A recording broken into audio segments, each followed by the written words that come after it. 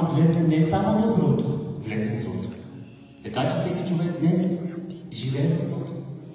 Добре сте дошли на доброто и злото. Доброто съществува и злото съществува. И сега е въпроса, от кои от двете ще живееш? Кои от двете ще влезеш? От кои от двете искаш да бъдеш? Ама аз съм вярващ, аз съм на църква, аз съм 20 години вярващ, аз съм 30 години вярващ, аз съм толкова влюбен към Исус, аз трябва вести, аз трябва най-доброто. Чуйте ли? Делата ни вървят заедно с нас. Исус казва, каквото сееш, какво? Това ще поженеш. Сееш омраза, омраза идва към теб. Сееш добро, добро идва към теб. Сееш любов, любов идва към теб. Сееш молитва, да се моли за някой, добро идва към теб. Прави добро, прави това, което Бог иска. Ти си създаден за Него.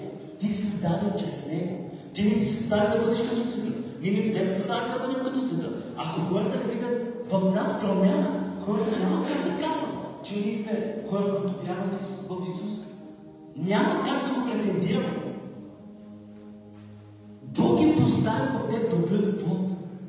Плода на духа, всички го знаят. За Исус. Любов, радост, благост, милост, дълготърпение. Всички знаят плода на духа. Но ние трябва да се фокусираме. Знаете ли, че без посвещение, какво е посвещение? Да бъдеш отделен. Кажи да бъда отделен. За Бога. Има неща от света. Има неща от света, срещу които държат.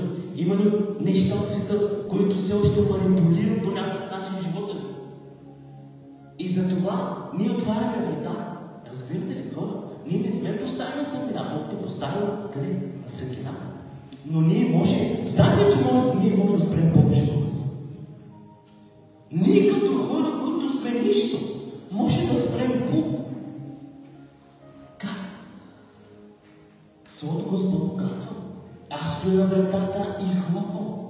Аз стоя на вратата и хлопам. И ако чуеш гласа ми, какво? Аз ще влезна и ще вечерям с себе. Тоест, Исус ти предлага себе си.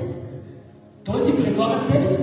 Но за да влезне, Той с теб да вечери, да бъдеш на едно място с Него, изисква да отвориш себе си, да отвориш сърцето си. А когато отвориш сърцето си, той ще живее там, защото Библията казва, там където е сърцето ти, там ще бъде съкровището ти. Ако сърцето ти е някъде другаде, точно там си. Каквито са мислите ни, такива сме ние. Веднага излизаме автоматично от това, което Бог е приготвил за нас. Бъди като добрия самарянин. Ние сме готови да бъдем като добрия самарянин. Готови ли сме да бъдем като него? Няма да е лесно. Окей, ще е трудно понякога. Колко от вас не ви се прави добро, когато някой ти прави обратното? Колко от вас? Бъдете скрити. Нали всички? Не ти се прави добро. Уместно си. Що сега той ще ми прави, аз ще ми прави това? Защо сега аз съм много вярващ? Изгубваме същността на това, което Бог е видял. Бог е видял да бъдем хора, които са добри. Знаете ли Исус какво казва? Нека вземем неговите думи. Исус казва, вземете моето иго върху себе си. Научете се от мен, защото съм смирен по сърце. Какво казва? Вземете моето иго. Знаете ли какво означава? Вземете всичко това, което съм аз. Научете се от мен, представлявайте мен, имайте моя характер, защото аз, когато създадох света, го създадох по своя начин. Когато създадох човека, го създадох по моя образ, по моя подобие. Искаме благоволение, нали? Знаете ли какво значи благоволение? Бог да ни одобри. Нали? Бог да ни одобри. Ако искаме Бог да ни одобри, изисква жертва, изисква посвещение, изисква отделение за Бога. Всичко това, което притежаваш, всичко това, което притежаваме, да го дадем в ръката на Бога. Да му кажем, да, татко, ти си господар над финансите. Да, татко, ти си господар над дома. Да, татко, ти си господар на това, което имаме. Да, ти си господар над семейството ми. Да, ти си господар над устата ми, над мислите ми, над живота ми, над ръцете ми. Да предадеш себе си на Бога. посвещение. Това е посвещение. И ние не трябва да бъдем като плетени разумни, които имаха само светилник. Само светилник имаха, няма масло.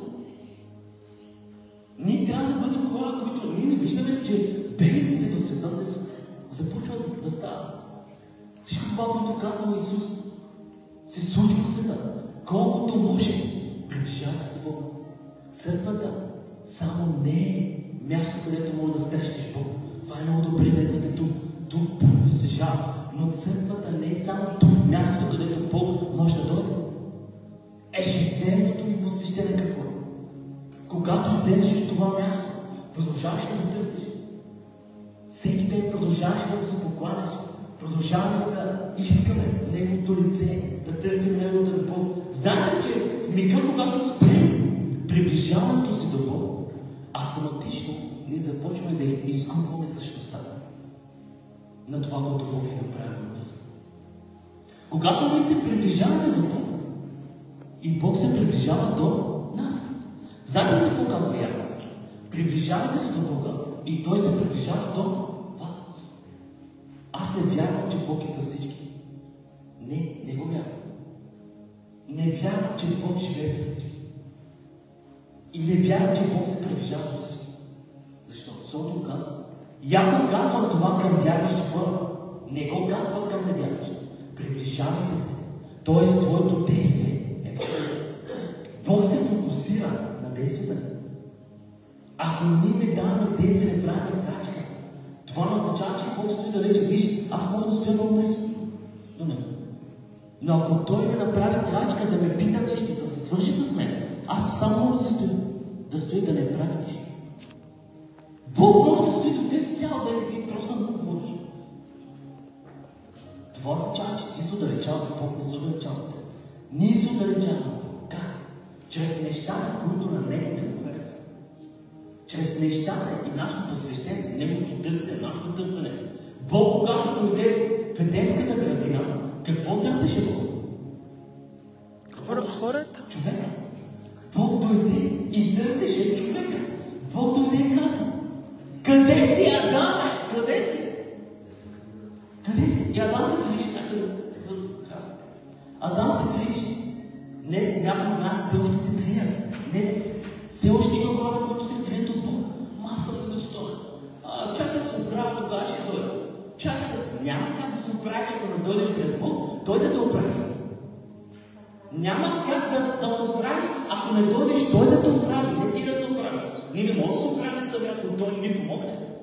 Затова е такъв какъвто си, за да облича Господ. Знаете, когато Бог намери Адам и му каза: защо се криеш, Адам? Ами той видя себе си, положението, което е. И знаете какво направи? Бог даде жертва. Първата жертва. Бог даде в Еден. Откъде се научиха хората да дават жертва? От Бог. Бог даде първата жертва и облече човека с дрехи от живота.